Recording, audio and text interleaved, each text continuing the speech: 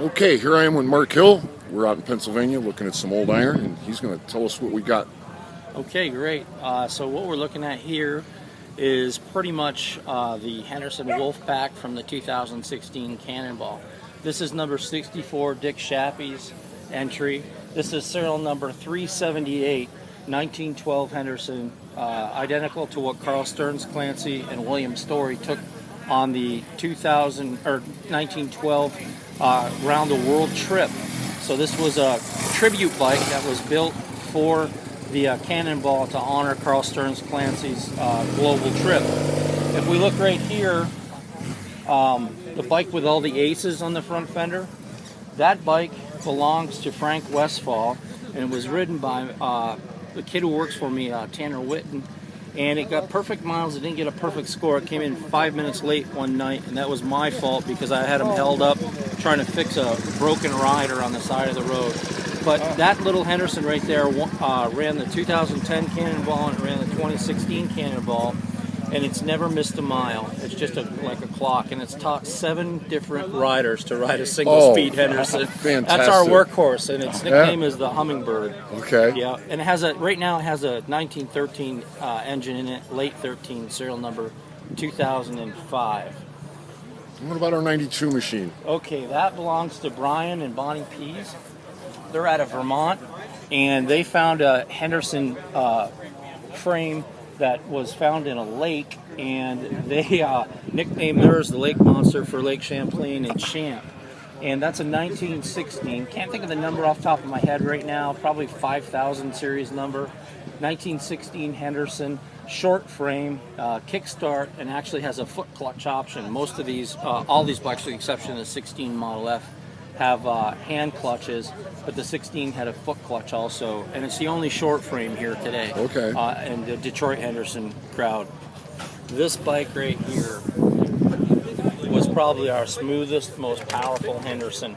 And in all honesty, Frank Westfall, won the Cannonball, but he caught an incredible break for half day. This was the first bike to finish the Cannonball, meeting all the miles. In all honesty, Frank took a bye and really got lucky on the rain day where he got hurt on a part that didn't get penalized for. This is the first bike to finish with all the perfect miles, and it was big, fast, smooth.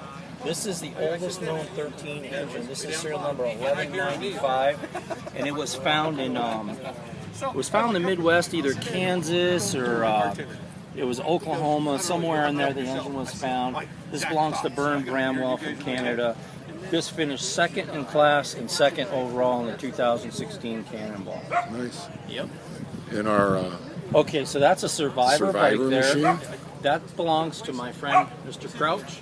That is serial number 1979. That's a late 13 that was found by the late Mort Wood somewhere here in Pennsylvania, actually, and it was found in a large car collection. That particular machine has a Cannonball-worthy engine. It just still has the same clinchers on it, and you'd never restore that bike. That's a preservation at best. Yeah. OG. Yep. And then this one. This bike here is really a sweetheart. This is a 1914. We call the 14s the Unicorn Hendersons. It seems like there's a zillion 15s and a zillion 13s. 14's the only year that they use the crimson logo on the tank. The Detroit company did. And if you look at the back of that machine, you should get around the rear wheel. That has, you guys are from Chicago, right? Yeah. That has a Chicago part on it. That has a Thor 2-speed rear hub on it made by the Thor company of Aurora, Illinois. And if you go around to the other side, you can see the 2-speed planetary gear set in the rear wheel, and you can shift that. So that's a different class of Cannonball bike. That would be a class 3 bike because it's actually considered a transmission. Okay. So it's a pretty sweet lineup here. And of course, Frank's winning Cannonball 12 is down there. And there's a couple other Cannonball Henderson champs here. Jeff Tiernan's here with his 1919 2014 Class 3 championship bike, and Frank Westfall's here with his 2012 Class 3 championship bike also. And what about this one? Well, that is quite a story. That is the ultimate barn find. Recently uncovered.